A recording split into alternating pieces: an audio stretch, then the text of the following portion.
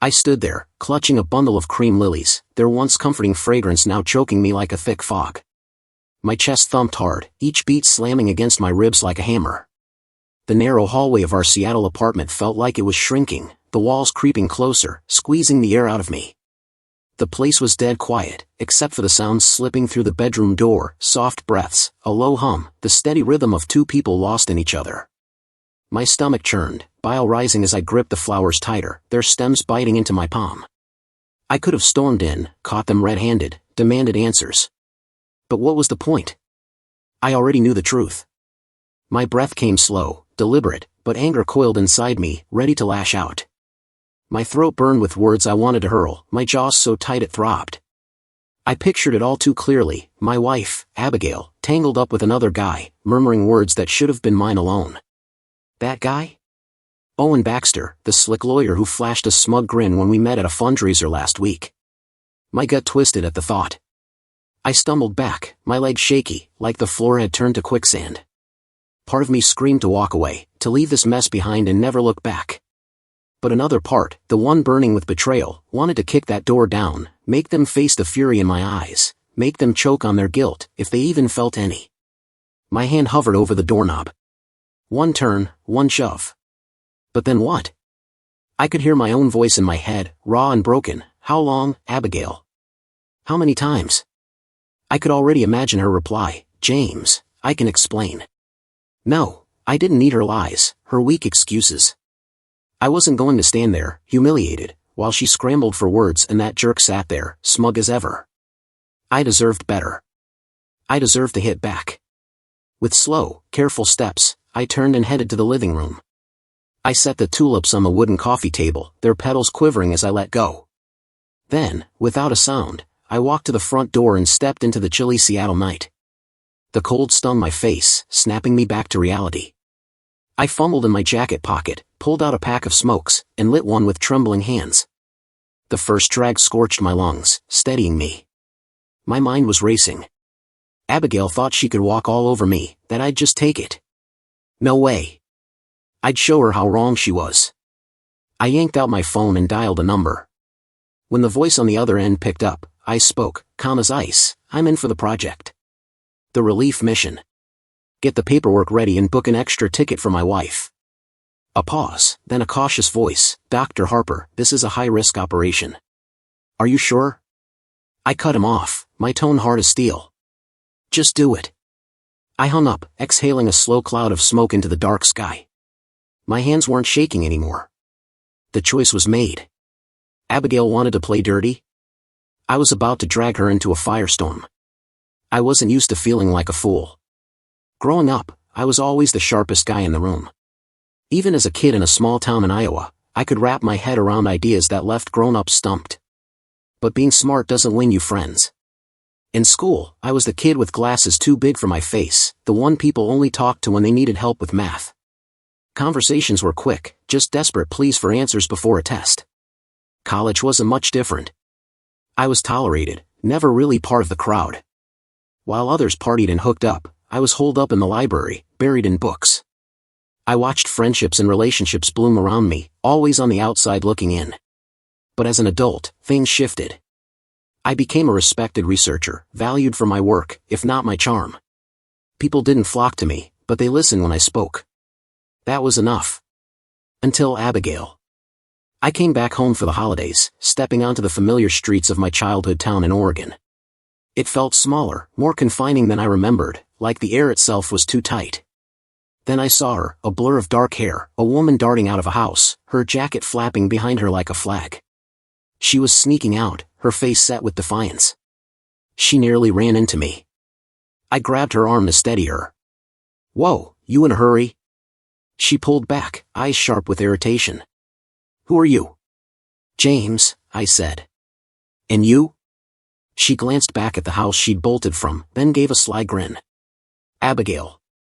I took in her messy hair, the half-zipped bag slung over her shoulder, her untied boots, the raw frustration in her eyes. You're running, I said.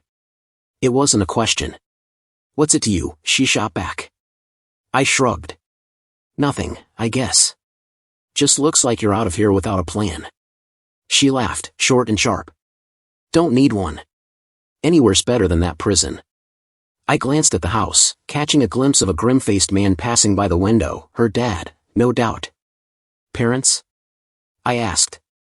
She rolled her eyes. Overbearing, religious, controlling. You know the type. I did. I knew what it felt like to be stuck in a place that felt too small, with nowhere to go. Let me buy you a coffee, I said on impulse. She blinked, surprised. What? Just a coffee. You look like you could use a break before you figure out your next step. She studied me, then flashed a grin, something daring in her eyes. Are you trying to hit on me? My face got hot. No, I just, chill. She laughed. Fine, one coffee. But if you're bored, I'm out. I didn't know then that one coffee would turn into something more. Abigail married me not long after. I was her ticket out of that suffocating town, away from her strict, religious parents who controlled every move she made. Her dad was a hard man, all about discipline and prayer. Her mom was quiet, worn down by a life of submission.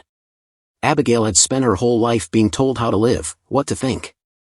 With me, she could break free. I took her to a new life in Seattle, a world she never thought she'd have. For a while, we were good.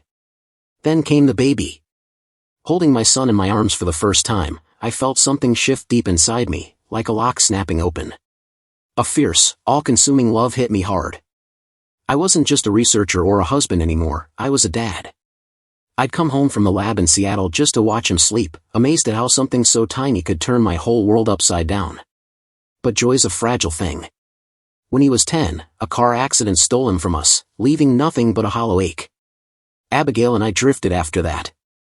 She pulled away, lost in late nights out and forced smiles that didn't reach her eyes. I threw myself into work, clinging to data and experiments I could actually control. One night, we sat across from each other at the kitchen table in our Seattle apartment, the silence so heavy it felt like a physical weight. Abigail's voice cut through it, sharp as a blade. Do you even give a damn anymore, James? I set my spoon down, staring at her. Of course I do. Her eyes narrowed. Then why do you act like you're checked out? You're at work all day, come home late, barely say a word. I gritted my teeth. And what about you, Abigail? You act like he never existed. You cleared out his room, erased every trace of him. She let out a bitter laugh, shaking her head. That's how I keep going, James. I can't sit in a room full of his toys, his clothes, knowing he's never coming back. I'd drown if I didn't move on.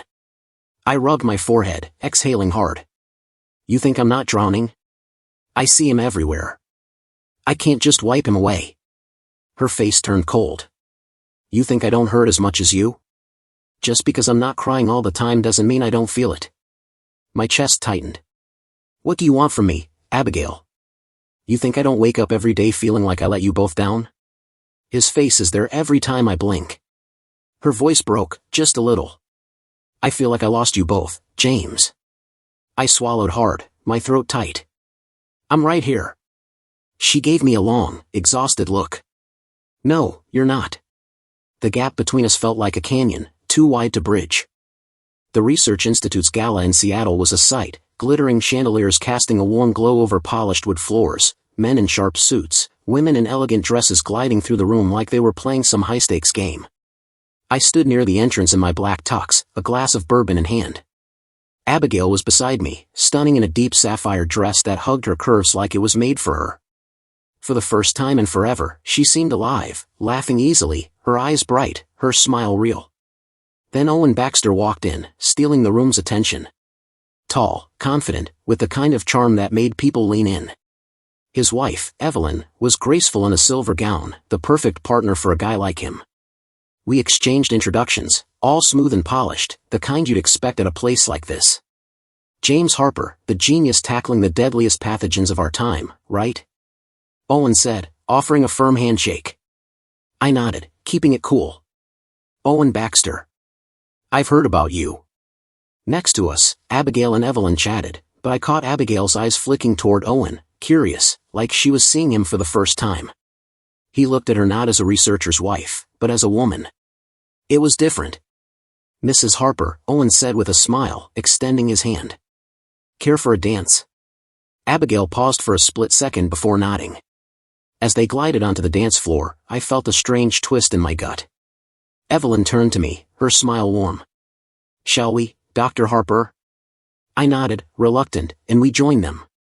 The music was soft, the dance formal but close.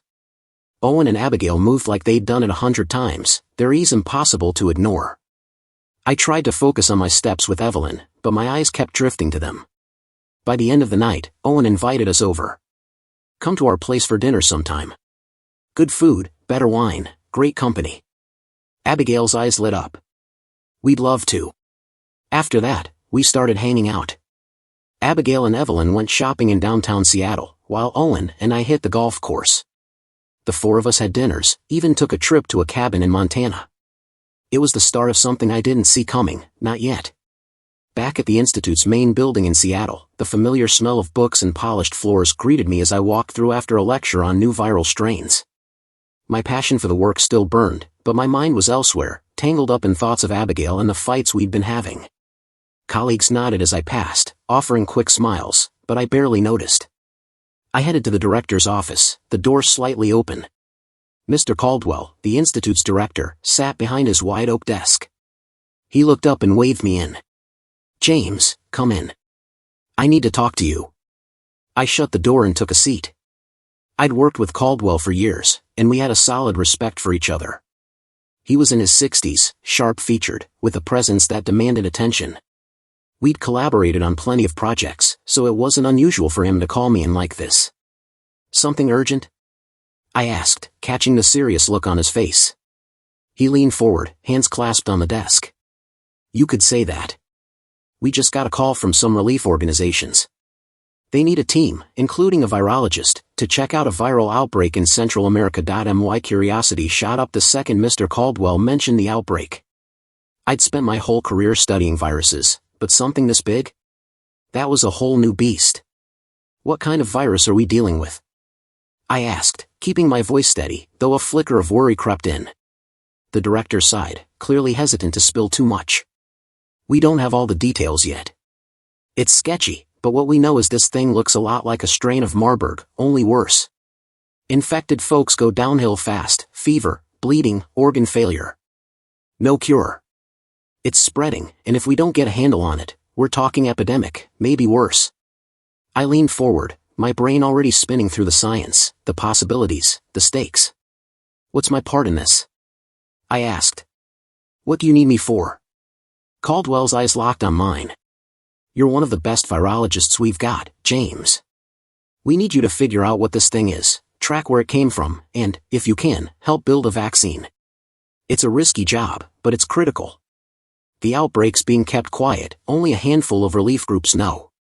No media, no leaks. We need it to stay that way." I nodded, the weight of it sinking in. "How soon would I have to leave?" I asked, already feeling the pressure. "Right away," Caldwell said. "You'll get a full briefing on site. For now, keep this under wraps." I sank back in my chair, my mind racing. I'd dedicated my life to viruses, but this wasn't just another lab project. This was personal, the kind of thing that could save or destroy lives, not just in some Central America village, but maybe across the globe if it got out. My thoughts flicked to Abigail. Our marriage, once full of hope, had been crumbling for years. Leaving her now, especially after everything we'd been through, felt like abandoning her in a storm. "I get how urgent this is," I said after a long pause, "but I've got to be straight with you, Caldwell. Abigail's been struggling since we lost our boy. I'm not sure she can handle me being gone." He gave me a knowing look, his voice softer. "I hear you, James. It's a tough call. But you've always been driven by work. This could be your shot to make a real difference. I won't push you, but this mission could turn the tide against this thing." I nodded, my fingers tapping the armrest as I wrestled with it. This wasn't an easy choice, it could change everything.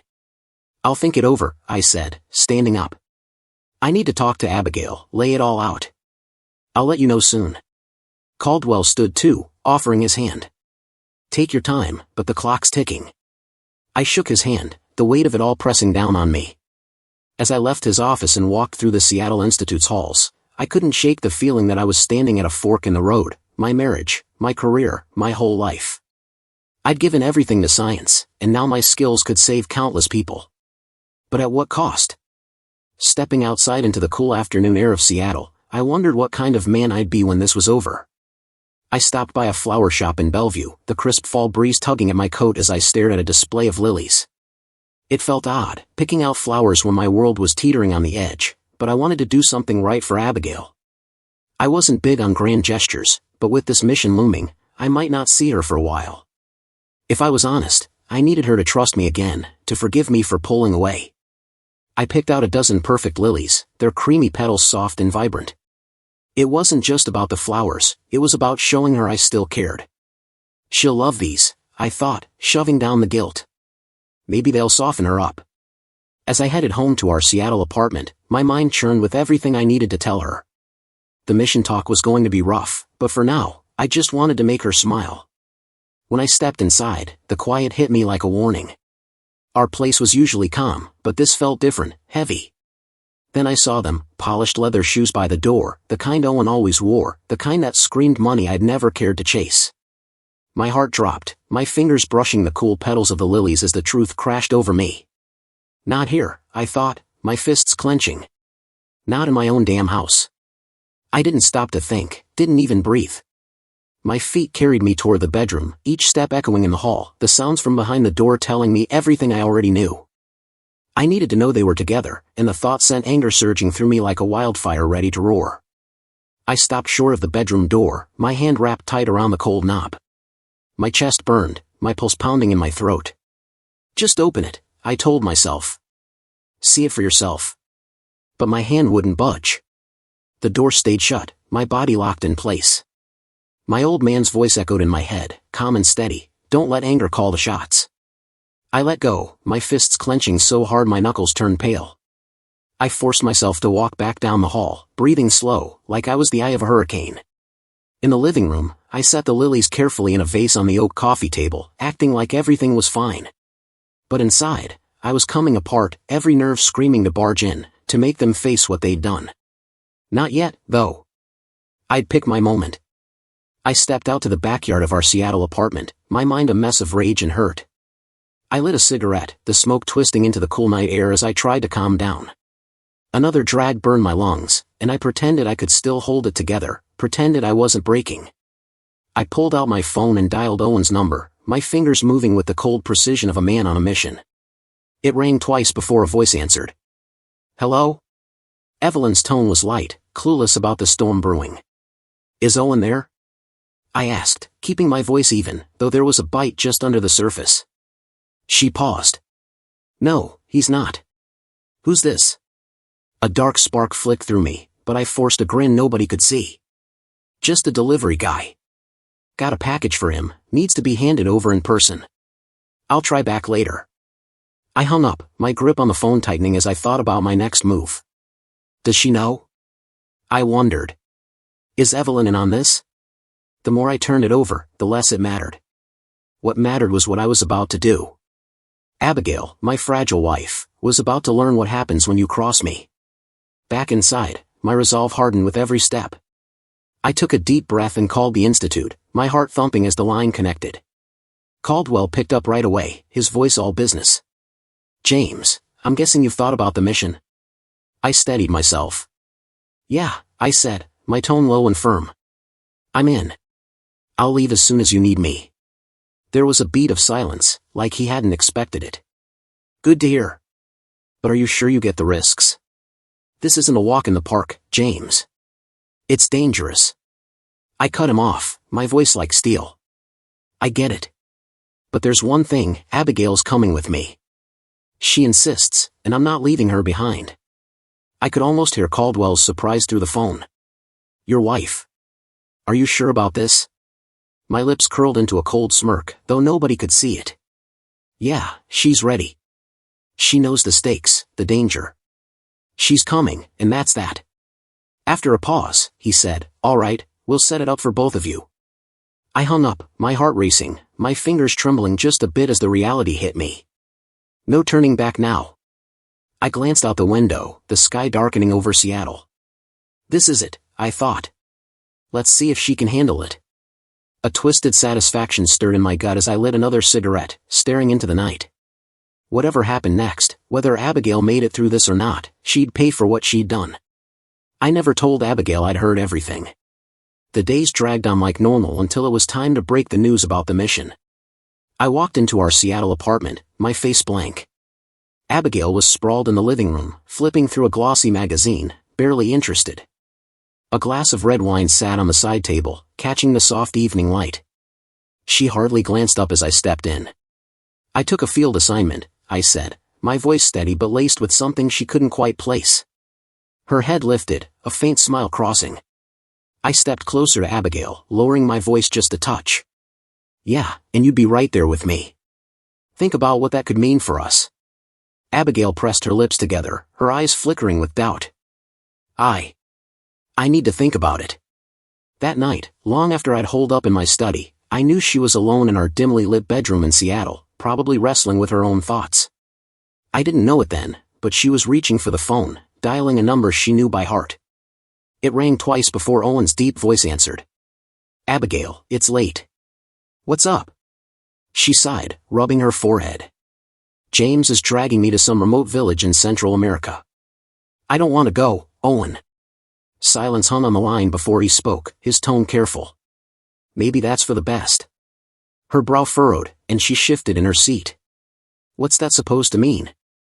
"Evelyn's suspicious," he said. "Someone sent her an anonymous note. They saw me at the hotel." Abigail's stomach knotted. "Who would do that?" "No idea, but she's asking questions." "I've been denying it all." Her nails dug into her palm. "So I just vanish while you patch things up with your wife?" "Abigail, be reasonable.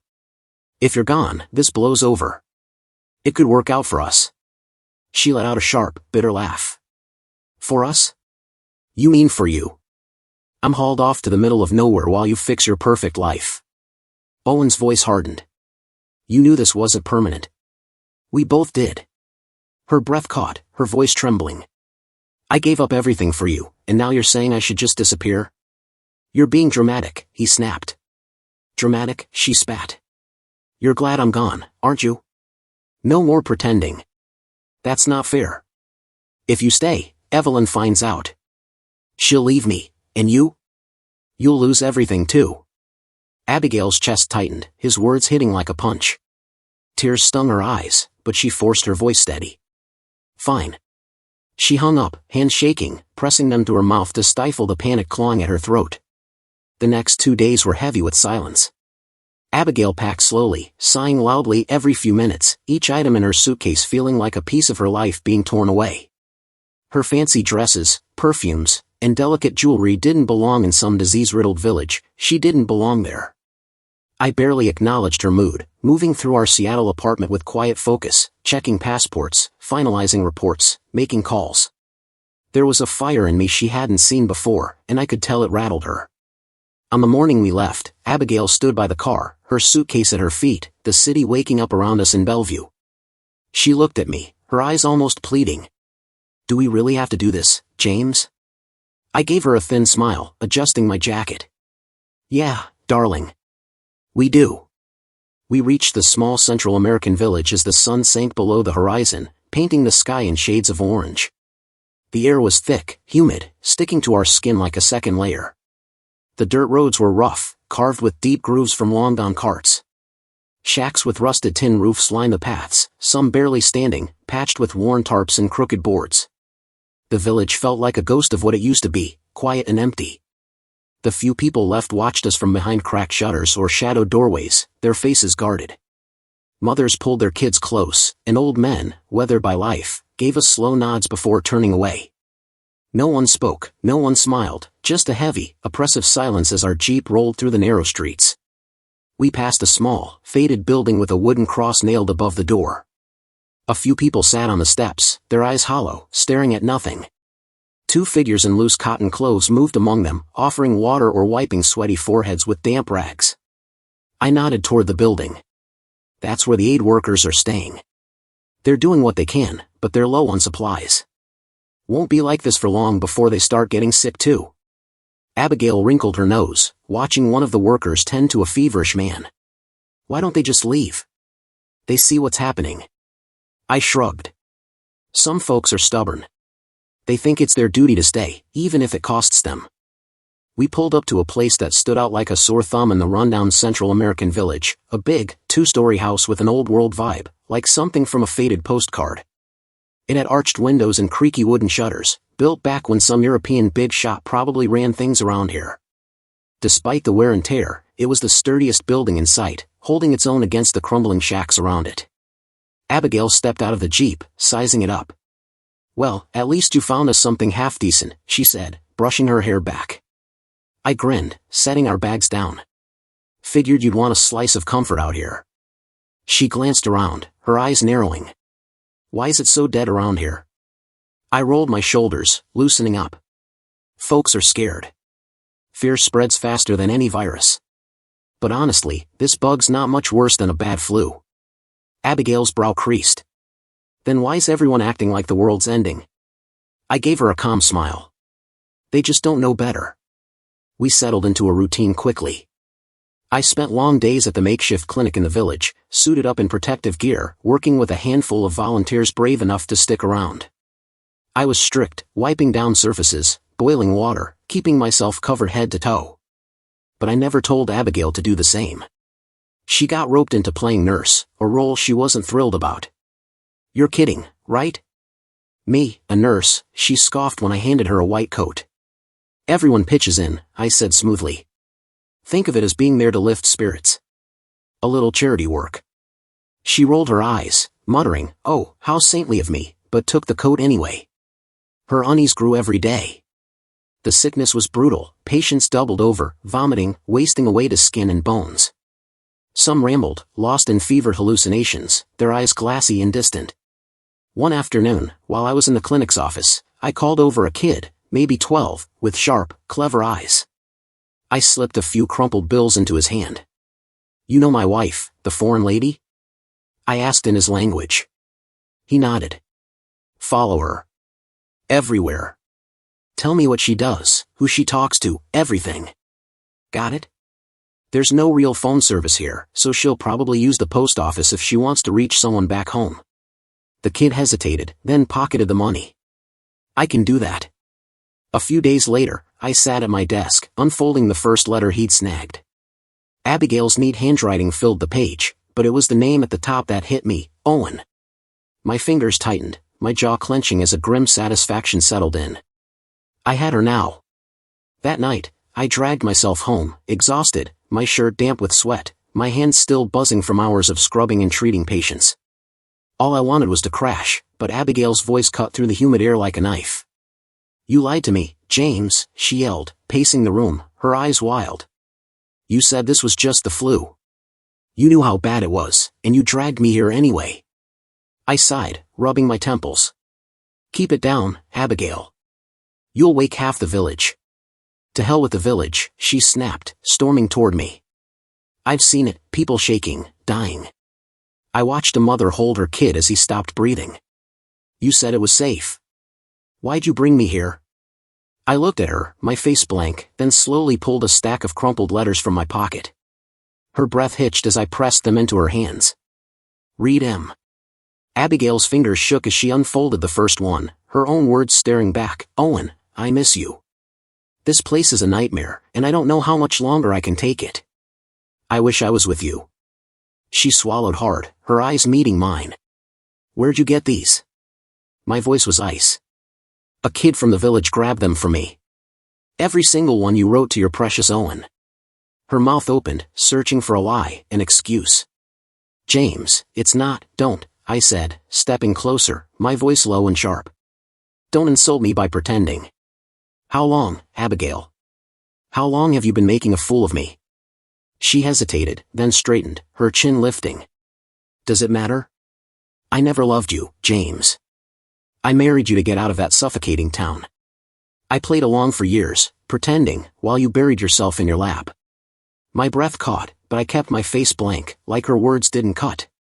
"I gave you everything, Abigail, a home, security, my love." She laughed, sharp and bitter. "And I gave you what you wanted, James, a perfect wife to round out your perfect life. It was a deal. Don't act like you didn't know. For a long moment, we just stared, the silence heavier than the thick, sickly air outside our Central American village house. Finally, Abigail lifted her chin, her eyes blazing. I'm done, James. I'm not playing this game anymore. I'm getting on the first ride out of this hellhole, and when I'm back in Seattle, I'm filing for divorce. You can keep your mission and your savior complex. I didn't blink, just stepped closer, my face unreadable. No, Abigail. You're not going anywhere. She scoffed, folding her arms. Oh, yeah? How are you gonna stop me? I smirked, reaching into my desk drawer and pulling out a stack of photocopied letters. If you leave, they go straight to Owen's wife. And then to the papers. What happens to a hotshot lawyer when his dirty secrets hit the headlines? Her face went pale, the fight draining out of her. You wouldn't. I leaned in, my voice low, almost a whisper. Try me. Her eyes darted around the room, searching for a way out, but there was none. I'd won. She let out a shaky breath, her shoulders slumping. Fine. You win. She turned away, staring out the window into the dark. I'll stay. But don't think this means I forgive you. I chuckled, stepping back. Don't need your forgiveness, darling. Just need you to stay put. The next morning, Abigail walked into the village clinic like nothing had happened, her white nurse's uniform crisp, her dark hair pulled back tight. I watched her from my office window, my hands balled into fists. She's acting like she fits in, I muttered, like she's not a liar. After last night, when I laid it all bare, told her I knew about Owen, I'd expected a fight, tears, something. But she just looked at me, cool as ice, and gone to bed like it was nothing. What's your play, Abigail? I wondered as she smiled at patients and staff, all warmth and charm. I shook my head and turned back to my work. If she wanted to pretend, fine. I had bigger problems, like getting that vaccine ready. The world outside this village wasn't coming to save us. I was their only shot. Hours later, after a quick lunch, I stepped back into my office and froze. Something was off. The room felt too still, like it was holding its breath. My desk wasn't right, papers I'd left in neat piles were slightly off, like someone had rifled through them. My heart started pounding. Then I saw it, the locked cabinet where I kept the vaccine samples and medical gear, wide open, empty. My breath stopped as I rushed over, yanking open the drawers.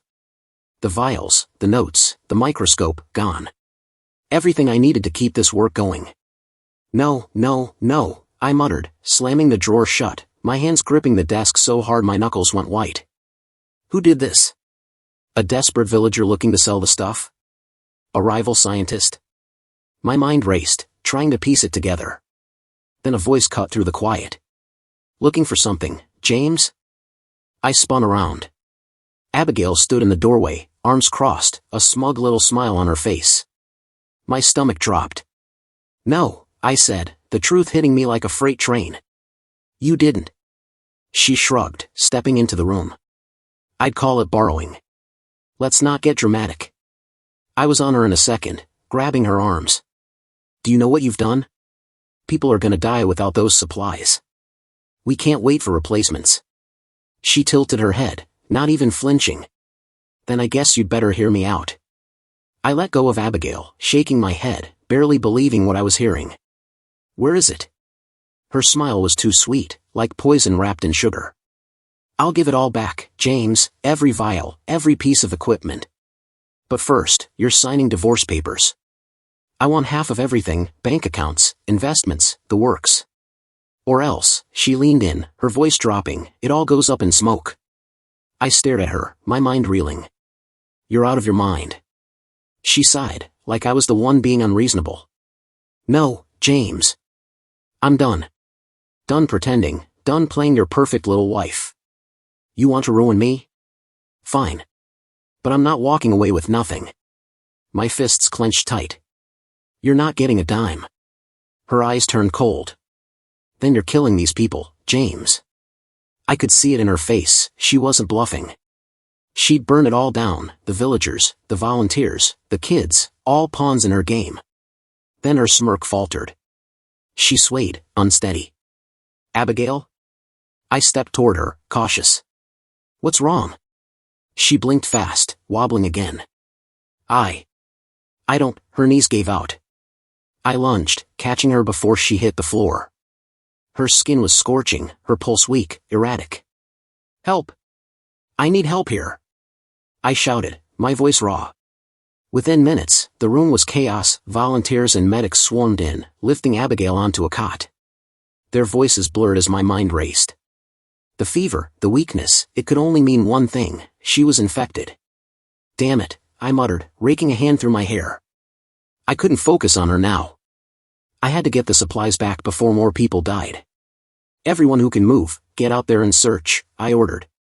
Find the vials, the research, everything. Check every corner.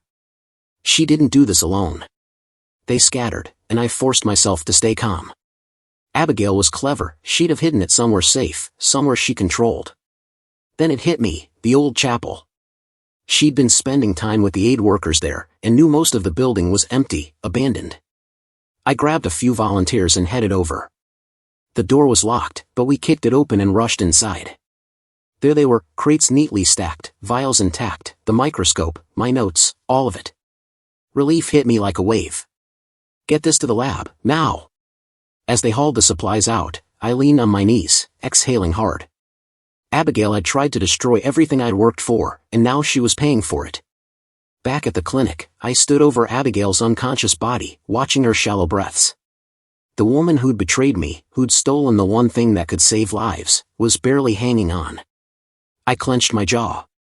Let's see if you make it through this, Abigail. At a small wooden table, my hands shook as I studied the vaccine vial. Days of grueling work, testing, tweaking, refining, had led to this. Exhaustion weighed me down, but a spark of triumph kept me going. The vaccine worked. I'd tested it on a young volunteer, one of the first to be infected, and after 2 days, he was stable, no fever, symptoms fading. I ran a hand over my unshaven jaw, glancing at Abigail's cot in the corner. Sweat soaked her, her hair plastered to her pale face as she muttered nonsense, her body twitching with fever. I grabbed a syringe, drawing the vaccine with steady hands. I'd save the village. Could I hold back from saving her? My grip tightened, my mind screaming, does she deserve it? Her lies, her betrayal, the theft that could have killed so many, she'd gambled with lives for her own escape. Could I really save her now? A shaky breath escaped me as I knelt beside her. The fever had hollowed her out, sunken cheeks, cracked lips, a shadow of the woman she'd been. Then she mumbled something, faint at first, just fevered gibberish. Her voice grew hoarse but clear enough to stop me cold. No, don't let him out the gate. I didn't lock it, he ran. I told him to wait, my blood turned to ice. Abigail, I rasped, barely recognizing my own voice. What did you say? Her head lolled, eyes fluttering, lost in some delirious memory. It wasn't my fault. I didn't mean to. I was inside with my lover. I thought I had time. My breath caught, my whole body locking up as the truth slammed into me. Our son, the accident, the night my world broke apart, it all clicked. My hand, still gripping the syringe, shook so hard I thought it might snap. I felt sick, my stomach churning. Abigail whimpered, her fevered mind spilling secrets she never meant to share. I heard the tires. I ran out, but it was too late, too late. I stumbled back, like I'd been punched, bile rising in my throat. My hand clamped over my mouth, my chest heaving.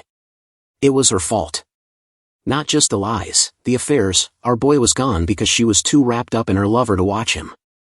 My vision blurred, rage twisting into something raw, unbearable. I'd spent years grieving, cursing fate, hating the world for taking him, and all along, it was her. My eyes dropped to the vaccine in my hand. The cure. The salvation she didn't deserve. Abigail moaned, her body twitching, lips muttering nonsense. I stepped closer, looming over her, the syringe inches from her arm. My pulse thundered in my ears. One shot, that's all it would take. But my fingers wouldn't move. Would saving her make me better, or just a fool? My mind screamed, torn in two, but the memory of my son's laugh, his small hand in mine, drowned out everything else. I thought of the empty bed, the toys collecting dust, the ache that never left. My face hardened, the choice settling like a stone in my chest. Slowly, I set the syringe back on the table. Abigail shivered under the thin blanket, lost to the fever, oblivious to the fate I'd just sealed. 2 days later, she was gone. I stepped into our Seattle apartment, the familiar smell of old books and fresh coffee wrapping around me after months in the field. Exhaustion weighed me down, but there was a lightness in my chest I hadn't felt in years. I'd done it, fixed a piece of the world.